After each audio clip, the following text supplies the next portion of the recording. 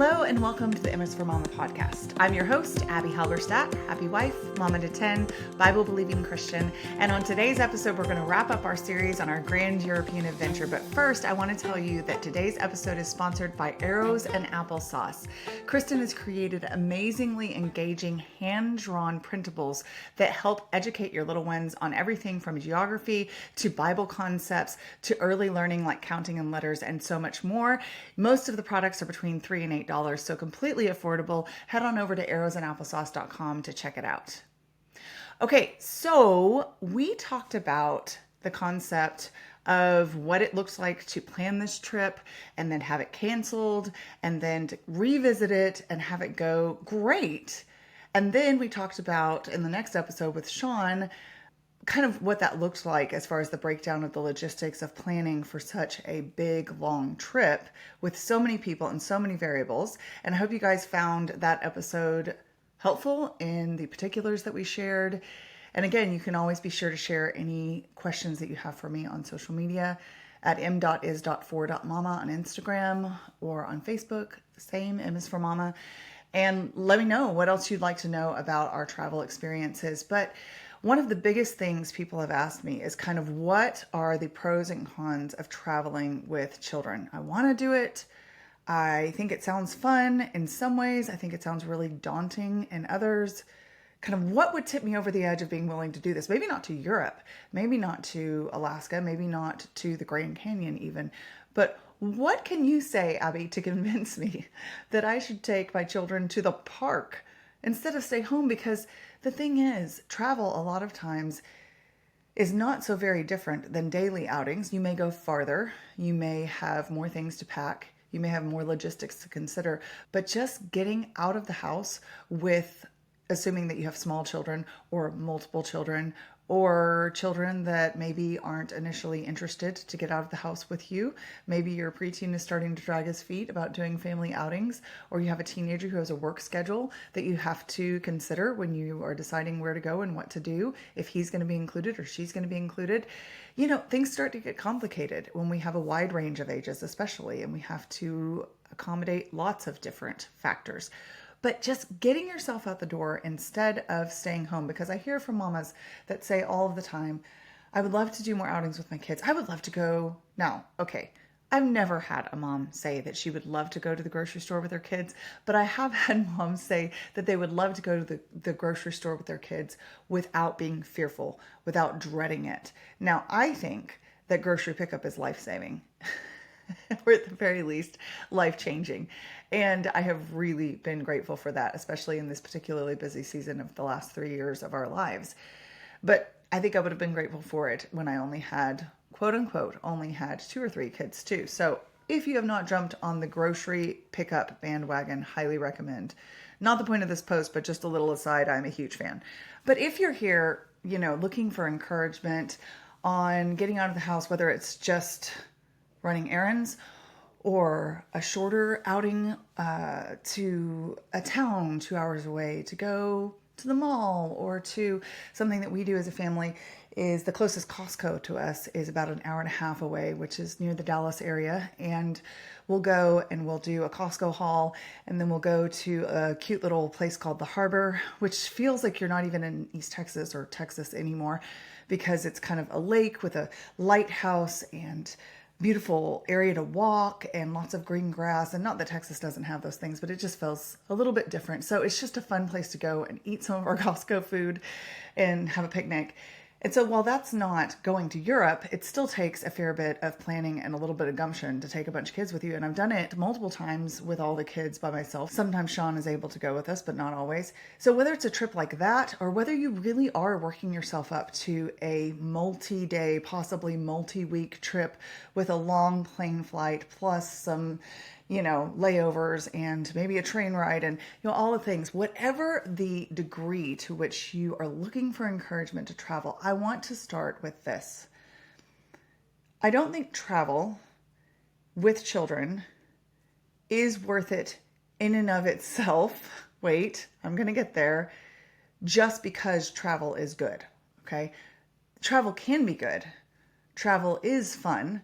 It is educational, but I did very little of it growing up. Our family didn't have the means or the job freedom, in the case of my dad, to do a lot of traveling, even necessarily for road trips, although we did do some. And so we didn't do a lot of traveling, but we lived life together and we had a rich and full life, and I had a happy childhood in many ways. But there are aspects to traveling, especially with children, that require a certain kind and level of gumption that other things in life do not. So I do recommend traveling with kids, not necessarily because travel is so great and necessary to have a happy childhood. It's not. But because if you do have the opportunity, you are going to be pushed and grown in ways that are good. And you're also going to experience joys that you might not otherwise, and that are unique to that experience of being outside your home and going places with your kids and seeing new things and learning new things from afar, however afar that is. Now, I want to talk realistically about some of the kind of highs and lows, pros and cons. I know we did the high-low buffalo, which, if you remember, is the high being the thing you really enjoyed, the low being the thing that was a bummer for you personally, and the buffalo being the thing that was like, what in the world just happened? And I already shared those in our first episode of the European Adventure series. But I just want to talk today about some logistical hurdles that we faced, some things that we overcame, some things that weren't as hard as we expected them to be, some things that were probably a little harder than we expected them to be, or just about the same as what we were expecting. Because I always encourage people to have as low of expectations as possible without being negative, meaning go in with an understanding of what you're getting into, but not a dream of it being some sort of perfect situation or scenario. And then if something ends up being better than you expected, well, then praises be, right? And if something is kind of as hard as you were expecting, then you're like, well, I was prepared for this mentally. I'm good. I'm not feeling like I've been let down because I was expecting some sort of dream experience and it's just harder, and now I feel resentful and I feel bitter that my expectations weren't met. So when I say keep your expectations as low as possible without descending into negativity, I'm not talking about expecting the worst. I'm saying be reasonable. And I feel like we were fairly reasonable with our expectations for Europe. I feel like we had done outings and travel with our kids enough to know some of the common kind of roadblocks and things to look out for. And yet, there's no way you can prepare for everything. So some of the highs, some of the hardships, we're going to go over those today, and I hope they'll be helpful to you practically as you think about trips you might want to take, and just even theoretically, as you look for encouragement in your daily life to do hard things with kids. I was on a podcast, I recorded the podcast recently. It won't be released for a couple of weeks, but with Jenny from 1,000 Hours Outside, and she was asking me about the Europe trip, and she said, basically, it's a fleshing out of the title of your book, Hard is Not the Same Thing as Bad. Like, there's no way that you can go overseas with 10 children, 13 people total, and not experience some struggles and some hardship and some challenges and some difficulties. And she's not wrong. But of course, we don't want to discount the good stuff. So starting out, let's just kind of back way up to the beginning. We talked in our last episode about the logistical hurdles of finding a car that would fit all of us. And we ended up going with 2 cars instead of 1. And we're so glad that we did. We're so glad that the Lord did not provide a vehicle large enough for all of us, because it would have been really, really difficult to make that work in some of the cities that we were in, and some of the scenarios where you had to go through little bitty tiny spaces. We just literally wouldn't have fit, and that would have been frustrating. So sometimes the things that you are, again, your expectations of the desires of your heart, the Lord doesn't give them to you because He knows better, even in very specific things like vehicle choices. But also in packing, one of the things that I talked about was not taking too much stuff. And one of the big things that we wanted to make sure that we didn't do was feel like we were having to gather hundreds of items from the 4 corners of the earth every single time we went to a new place. We also, and we talked about this last time, wanted to make sure that we had a little bit of downtime, that we had some breathing room, especially with toddlers in tow, that they could take naps and we would still have time in this place to get to the highlights of the places that we wanted to see. And I feel like that we did accomplish that most of the time. But Let me tell you one very particular thing that I think I was prepared for, but not to the extent that we experienced it. And that was, sure, we packed as prudently as we could. Yes, the Lord worked out the vehicle situation where we could split up and still, caravan together, and that actually worked better. We found good places to stay that accommodated all of us, and sometimes that was a little bit dicey with the babies because they're not used to sleeping in the same crib, because we have them separated at home because they mess with each other. So they took forever to take a nap, or they were having trouble going to bed at night. But really, for the most part, the logistical things met our expectations because we had put a lot of effort into getting them situated, or at least as situated as we could in advance. And that is one suggestion that I have for you, is not to wing it, especially if you have small children coming with you. You can keep low expectations all you want, but if you have low expectations and no prep, the low expectations are not going to be low enough. It's going to be worse than you expected, because things will fall apart when you don't have any preparation invested in them. So I feel like we did our preparation to cover a lot of the logistical things, but the thing that I really don't know that we could have foreseen was how much the change of schedule was going to affect Titus and Toby's kind of equilibrium, emotionally speaking. Now, they were 2 years, 9 months-ish, 2 years, 8 months, something like that, when we started this trip. And if you have heard anything about my story with Abbie and Nola, or if you were there when I read the intro to Hard Is Not the Same Thing as Bad, then you know that 2 years and 8 months was the age at which both Abbie and Nola kind of lost it. And it stayed lost for a good year and a half. And so while I had not been dreading that age with Titus and Toby, you gotta know it was in the back of my mind that we were leaving for Europe when they were the same age, when Abbie and Nola started to really struggle with their emotions and with self-control and with wanting to do things more but not being able to do things more.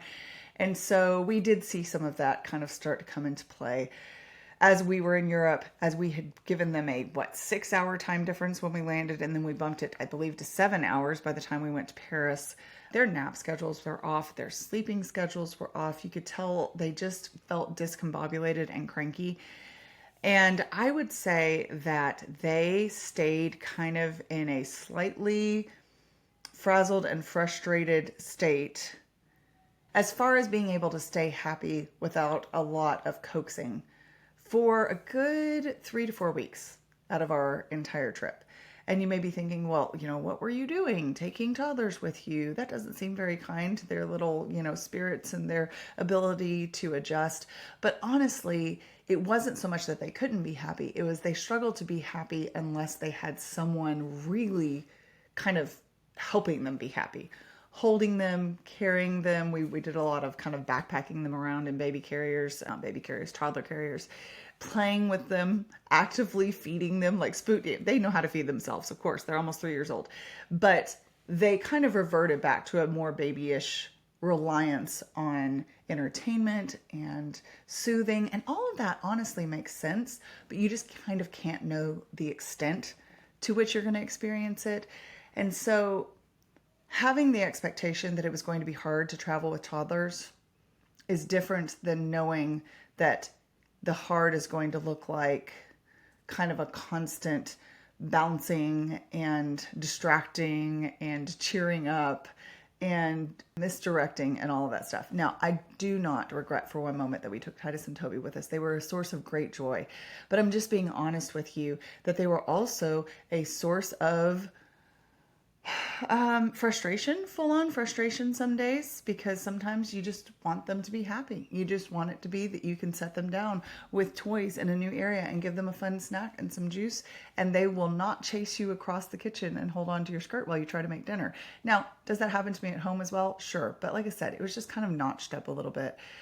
And of course, when you take a child from his environment or her environment and put them in a new place, and then you move them 3 or 4 days later, and then they've got to adjust, and it might take them 3 days to adjust, and then you're moving a day later, it's understandable. So some days it was a source of frustration. Some days it was just a source of feeling like your brain was turned constantly on, like you were always kind of trying to figure out a new way to distract or make them happy. But here's why I don't think, other than we wanted them with us and we were happy to have them, here's why I don't think this is a bad thing. We ended up working together really well as a family to all acknowledge that we call them the babies because they're our babies, or the twin bees, that the twin bees just needed extra love and extra help on this trip. And it was very sweet. This happens at home as well, but it was really sweet to see everybody chip in to cheer them up, to see people offering to carry them for a while when someone who had been carrying them for a long time was tired, to see that camaraderie and that teamwork that's built when you all have a common goal, keeping Titus and Toby, happy or accepting of the situation or able to deal with it. And so ultimately, because we all worked together, we ended up able to do just about everything that we wanted to do within reason, even with the twin bees with us, because we understood that that reasonable expectation of we might not be able to do the guided tour because the twin bees were going to need too much.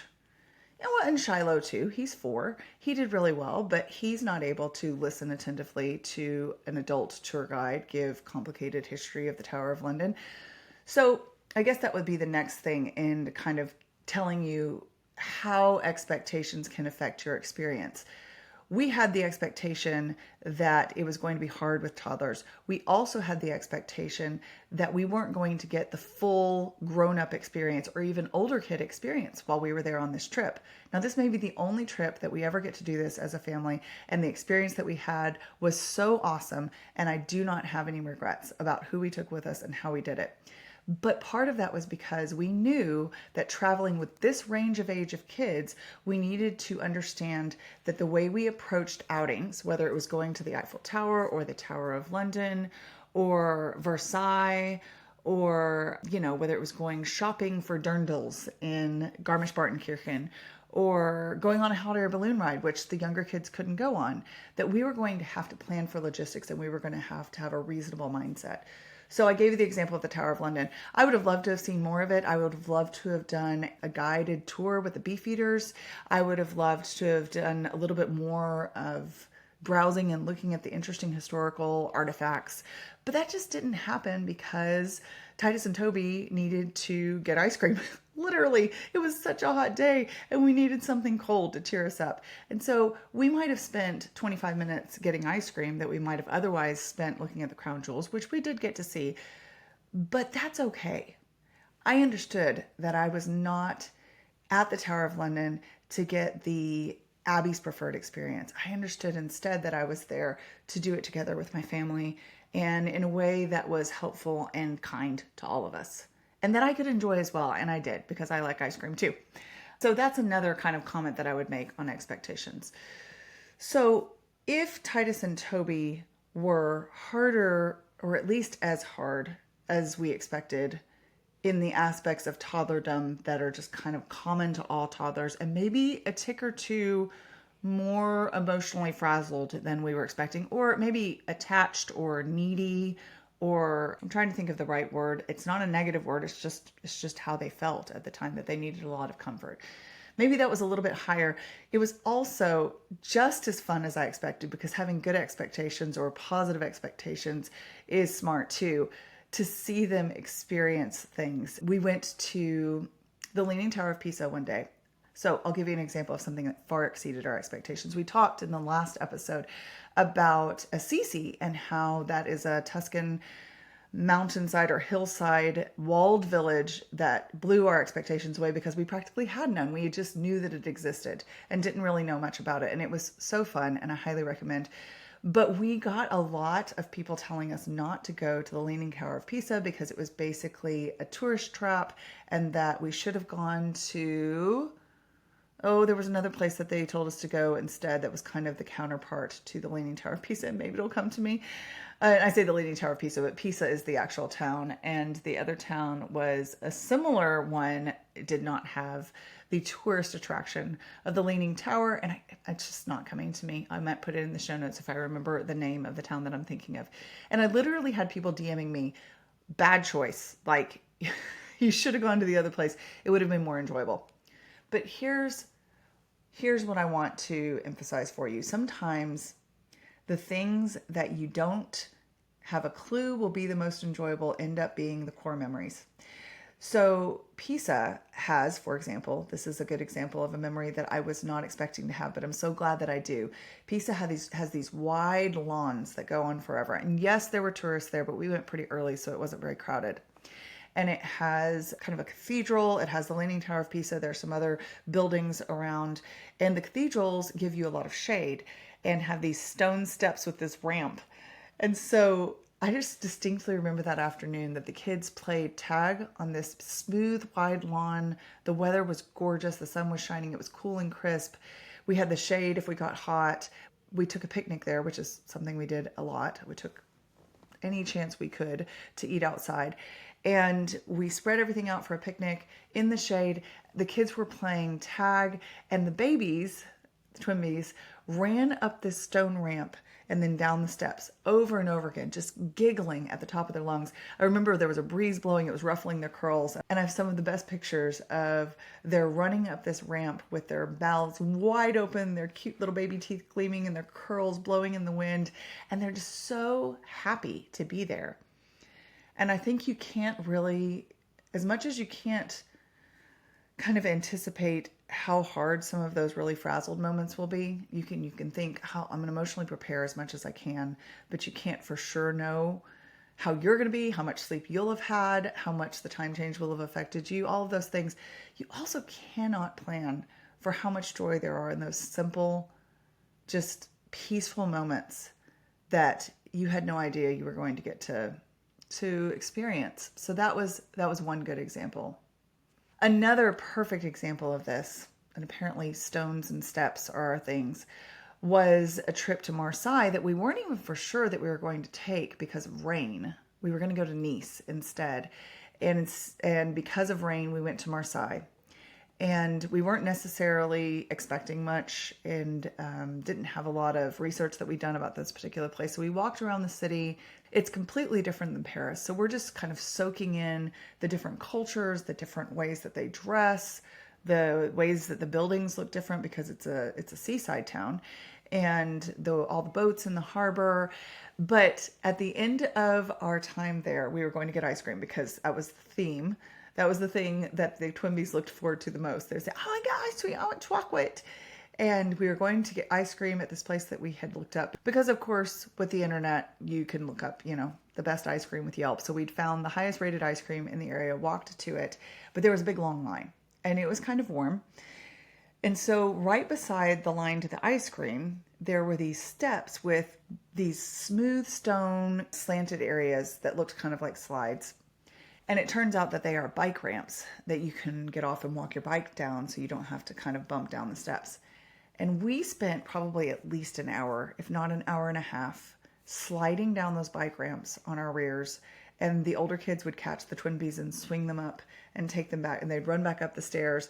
And then the older kids got into it and were racing each other down. And again, it was one of those core memories. I don't think I'll ever forget the excitement and joy and contentment and just glee that my children experienced doing something that was completely free. Wasn't even technically intended for that use, although I'm sure we're not the first people that have slid down the bike ramps. In fact, I know we aren't because people have literally messaged me when they saw our videos of us doing this on Instagram and told me we've been to that same place. We have slid down those same bike ramps. We enjoyed it just as much as you seem to. So just a moment of just sweet memory and fun with the kids that I think they will remember as well. Remember that time that we slid down the bike ramps, even if they don't know, slid down the stone slides. And that was so much fun. And then we got ice cream.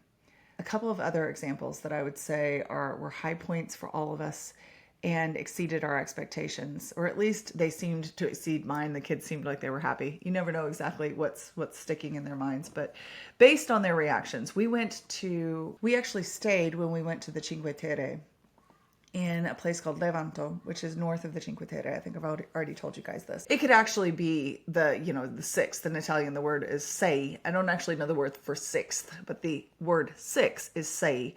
And it could be the sixth Cinque Terre because it's just a little bit north and it's very similar to the feel of the rest of the towns. It's just not quite as touristy. Well, there are little beaches that you can go to in the Cinque Terre, especially in Vernazza, But we chose not to go to Vernazza because it's a little bit more crowded. And instead we went north again to a place called Buonasola. And the locals had said, this is where you should go if you want to enjoy the water, but not be overrun by tourists. Well, the beaches in that area are not sand so much as kind of this black silty rock. And the water is cold. It was in May, so it wasn't freezing, but it was not warm yet. And so we went down there and we actually walked all the way from our rental through these paths. There's all these fragrant flowers hanging down over the path, and there's quaint little houses on each side. It's just such a picturesque walk on this beautiful day. And we all go tramping for, I think it was at least a mile and a half maybe, to this beach. And then the kids run in and out of the water, and the twin bees.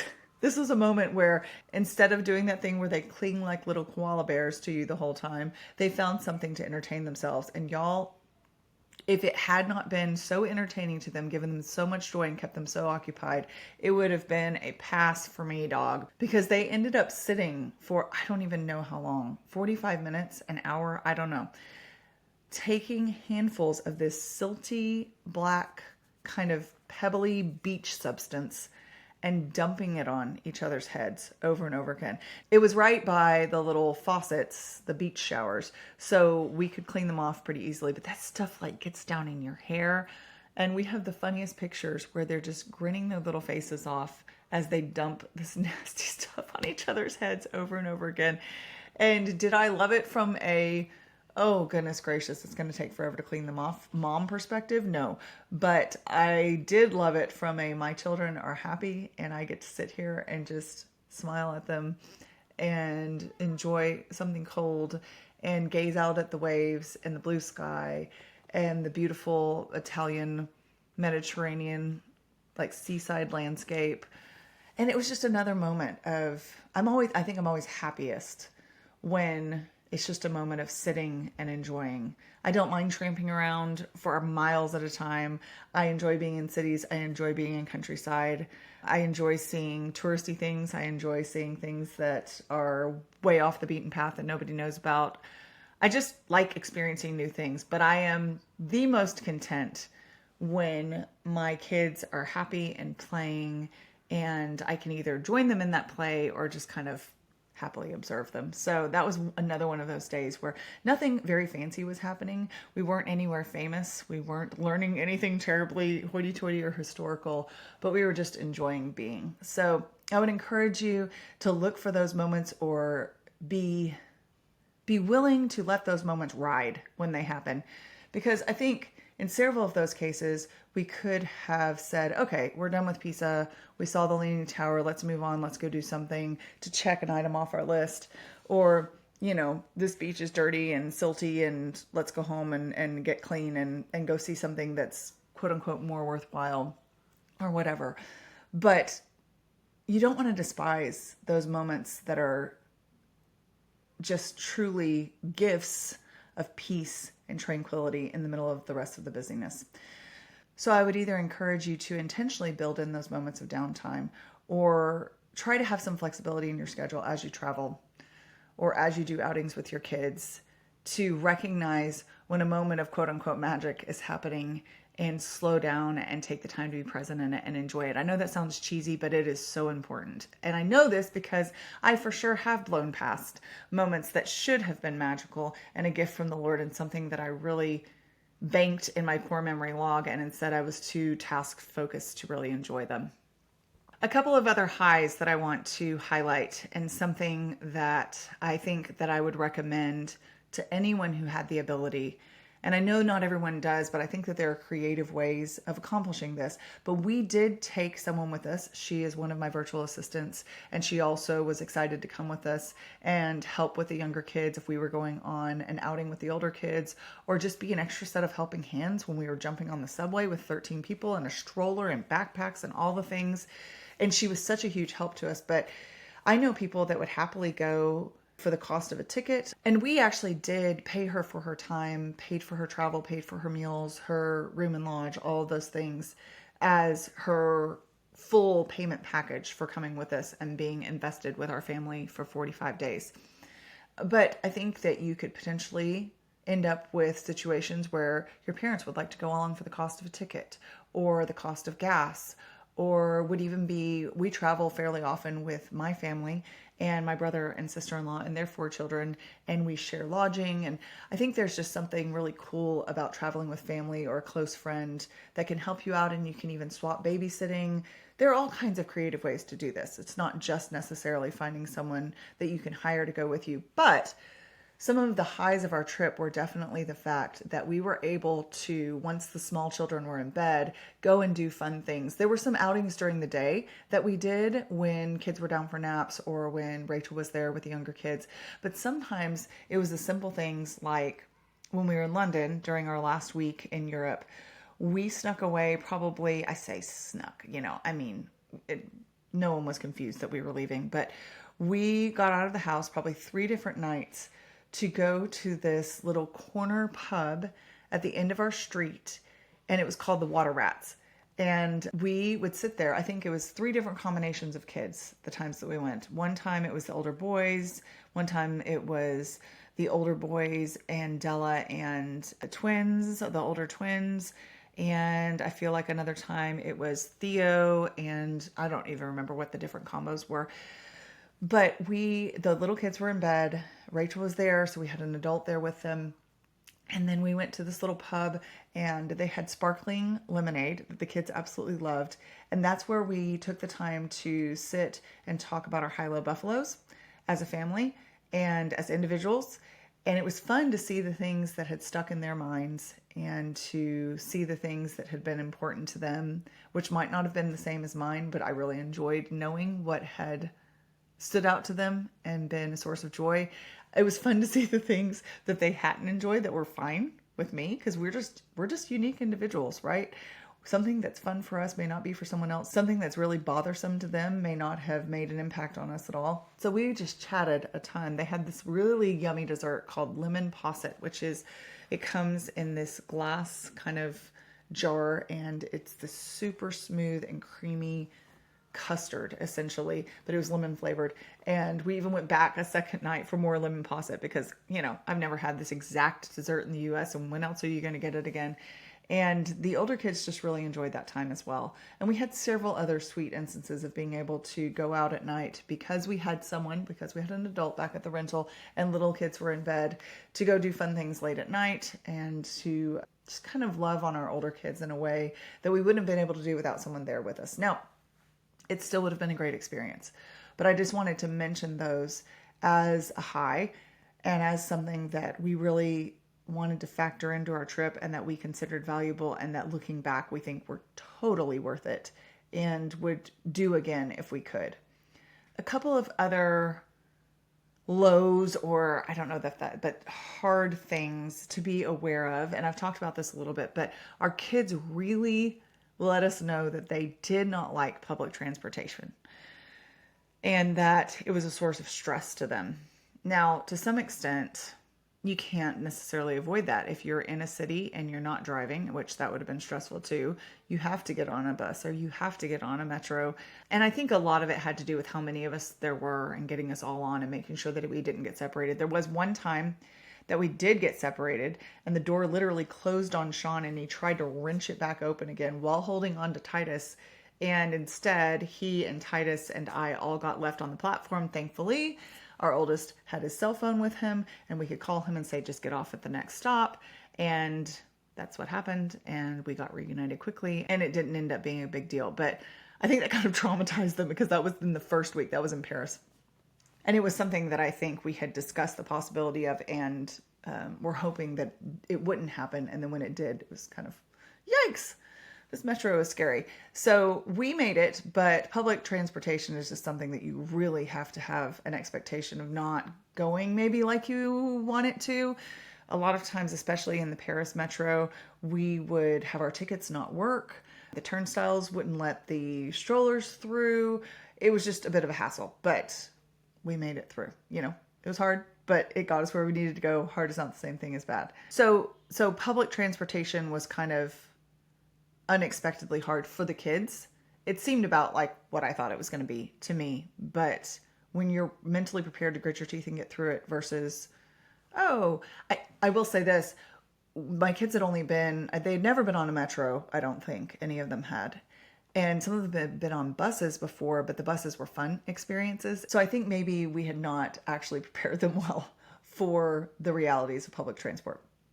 Another thing that's hard and could be harder depending on how you hit it and the time of year that you're going is if you're traveling with small children or a large group or a combination of small children and a large group. It's going to be harder to go to the more well-known places like the Eiffel Tower or St. Peter's Basilica or places like Versailles and not wait in line for a long time. So researching advance tickets or knowing in the case of having small children that quite a few places in Europe will actually give you preference for having small children is a good thing to know. We weren't aware of that until we went to the Louvre and we were there in line and it was snaking on forever and the twin bees were about to lose their minds and we were thinking that we would have to abandon this. Now we got there fairly early in the day. Our goal was to get there probably about 45 minutes earlier than we did, but we were still there within a reasonable time of the window that it was opening and the line was already really long. And a man came up to me when he saw me kind of wrestling with Toby, who wanted to get down and run and jump in the fountain, which was not going to work. And I had a stroller with me and he gestured for me to follow him. And he didn't speak any English, but I was letting him know via hand signals that it wasn't just Toby and I. It was actually Toby and these other 11 people and I. And so he gestured everyone over very quickly. It's kind of like, let's go, let's go. And he brought our whole family and took us ahead of the entire line and let us in. And if you're not aware of this policy, you may be thinking, no fair, Abbie, that's preferential treatment. But the fact of the matter is that quite a few public places like that actually have a policy of giving preferential treatment to families with small children because they understand that it's frustrating to stand in line. And I think also because they understand that it's not just frustrating for the families of the small children to stand in line, but it's frustrating for the people around them who are having to be jostled or listen to the meltdowns or whatever. Now, the babies weren't melting down and they really weren't being quote unquote bad, but they were starting to get quite restless and we probably had at least an hour or more in line to wait. So I was really grateful for that. And that may be a tip that holds you in good stead. We also had this experience at St. Peter's Basilica. We were standing in line and there was a guide that came up and was kind of trying to sell us a package for a different entry point and a guided tour. And we were saying no thank you because it was going to be very expensive and it wasn't going to help our family particularly. I don't think it got us in much more quickly. And then she kind of registered how many small children were in this group and she said, hang on, let me ask a question real quick. And she ended up taking us in a side entrance and letting us go to the stroller check and get everybody checked in and then go in ahead of the line that didn't have small children. And again, part of me and my American self is like, no, you're supposed to wait in line, but that was their actual policy. And we didn't ask for that policy in either case. So just a heads up on that. I'm going to end on a personal high for me, and it may not be applicable to everybody who travels. And it wasn't my high of the entire trip. I don't think I even mentioned it in the high-low buffalo that I shared in our first episode, but it was still a really sweet moment for me. Like I said, personally. And that was that we have a tradition in our family that the Saturday night before, or possibly afternoon as well, before Mother's Day, my family sends me off to do whatever it is that I want to do from about 4:00 on until whenever I come back. And I don't remember when the tradition originated, but it was back when I only had small children. And it felt like a Herculean effort to ever leave the house without several of them, if not all of them, with me. And so Sean acknowledged that kind of effort by saying, you know what? This night of the year, there's nobody going with you. There's no expectations on your time. There's no time limit. I mean, unless I had a nursing baby with me, which every other year was true, but that was fine. You just go. And you enjoy yourself and whatever it is you want to do, we are good here. And not only were they, quote, good here, they developed a tradition of making these homemade eclairs filled with, they've branched out and made all kinds of different custom fillings with raspberry and caramel and orange infused and all this fun stuff. But it's become this tradition that the kids plus Sean go shopping for ingredients and then make these eclairs while I'm out having a night off. And the funny thing is, a lot of times my night off consists of doing returns or other things that aren't very fun to do when you have kids with you. But, you know, as a mom, if you're a mom listening, you know that that is still a night off and it's awesome. So Mother's Day was, I think, 2 Sundays after we got there. We got there on a Tuesday, and then there was a Sunday, and then the following Sunday was going to be Mother's Day. And I asked Sean when we were still in Paris if my Mother's Day kind of afternoon/evening off could happen while we were in Paris, because that Saturday when it normally would have been was going to be in the French countryside, and there wouldn't have been as many things to walk around and see and do. And he said, yeah, sure. And so we were in the middle of Paris on the Champs-Élysées. And that was actually a time when they got separated on the metro, because I was staying back and Sean was giving, like, we were talking about what we would do and how we would coordinate. And then he tried to jump on the metro because the doors started to close sooner than he expected. And yes, we were aware the doors closed quickly. He wasn't just lollygagging, but they really closed quickly this time. And that was the time that he got separated. And then they reunited on the next stop. So I stayed in town and I walked the Champs-Élysées and I window shopped. And then I actually found this shop that we don't have in the US called Monoprix. And it's just kind of a department store with cute clothes and cute jewelry. And I hadn't been shopping by myself in an actual store in I don't know how many months. It was quite the treat.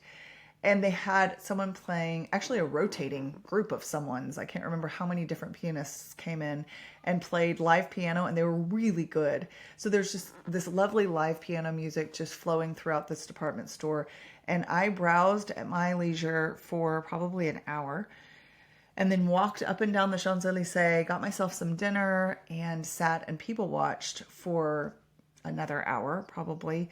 No deadlines, no expectations of cleaning up any crumbs. And I remember that it rained just a little bit, not enough to be obnoxious, just enough to kind of clean the streets and give everything that rain-washed look. And it was one of those moments, again, core memory type moments of just feeling completely at peace with myself and so thankful for my family letting me do this and supporting me in this. And so while on most trips when we are with our families, there aren't a lot of opportunities to take time for ourselves, and that's not the focus. And we are called, of course, in Scripture to live self-sacrificially and be generous with our time and our energy to others. Of course, first and foremost, to the people that the Lord has placed in our path each and every day, which is our family. It was such a sweet gesture, such a sweet memory to just kind of be like, I am sitting in the middle of Paris, and this sandwich tastes better for the view. The, treat that I got afterwards tasted sweeter. And it's funny because I was telling Sean, I don't remember the name of the little shop that I got the sandwich and the treat from. It was a little white chocolate tart, but it wasn't a fancy shop. In fact, I think it was Parisian fast food. And that tart was one of the yummiest things I ate on this entire trip. And while I think it was genuinely yummy, because even fast food pastries in Paris are good, I think that just moment of deep breath in and out and gratitude made it taste better. So if you have an opportunity, and it's not going to be a stress on your family, and you are on a trip with a lot of kids and you're pouring yourself out for them and you get a moment to yourself, I just encourage you to be really grateful for it and to enjoy the tar out of it for what it is, even if you don't get another moment like that for the rest of the trip. Because I don't think I'll ever forget that feeling of swinging my feet, sitting on a bench, eating that sandwich, people watching in the middle of Paris. It was just really cool. Okay, so I realize that's kind of a jumble of suggestions, memories, highs, lows, hard things that were about what I expected. But I hope that they are an encouragement to you that having everything mapped out as much as possible is great, but there are always going to be unexpected things, both hard and good. And there are always going to be curveballs. There were a lot more curveballs than the ones that I've told you about, certainly. And there are always going to be opportunities to complain and to feel like things are not living up to your expectations and they're too hard to continue and this was not worth doing. But you can also always turn it around and say, what a gift it was to get to do this hard thing with my family. I don't want to take this for granted. I don't want to assume that I will ever get this opportunity again, whether it's a trip to Paris or a trip to Costco and then to a grassy knoll by a body of water to eat your rotisserie chicken and your croissants that you just bought at the grocery store. I know I threatened that our series would be wrapped up last week, but I really do think that that is the end of our Grand European Adventure series. I hope you guys have enjoyed getting a glimpse into the things that we enjoyed and the things that challenged us. And just in case you were wondering if we would ever do it again, I think the answer for all of us would be in a heartbeat.